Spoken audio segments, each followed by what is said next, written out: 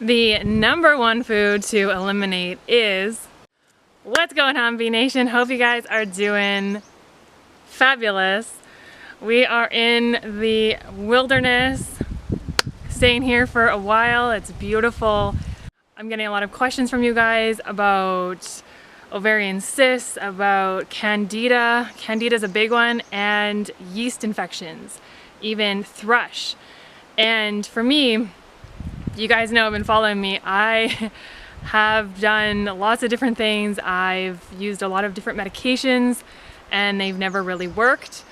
And Candida is a big one where you may get some creams from the doctor, antifungal creams, and then it just keeps coming back and you're like, what's going on here? So this video is for you guys if you're wanting to get rid of Candida, get rid of yeast infections for good, for them to never come back.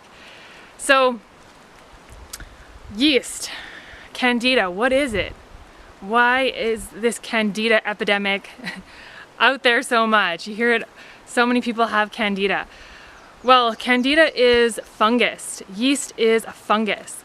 So as you guys know, I like to look at cause, what could be causing this in the body. What I have found on my journey is the best thing that you can do to eliminate Candida, to eliminate yeast infections. The number one food, which I don't even really, it's not really a food, to eliminate, if you can, is yeast. Okay, so yeast is found, sorry if you hear the wind there, yeast is found in a lot of baking products.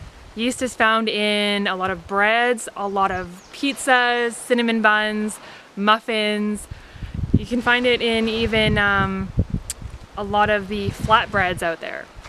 So yeast is found in a lot of different types of foods, even alcohol. You know, you look at wine and beer. So if you can try to eliminate yeast from your diet, you're gonna notice huge improvements. I've done it on myself. I've tried to cut out yeast, and it's done my body good. Now, a lot of doctors, a lot of people out there would say you have to stay away from sugar because sugar feeds the yeast, and stay away from particularly fruit. So I wanted to talk about this because if you guys know, I am a big advocate of fruit. I've done a lot of fruit detoxes.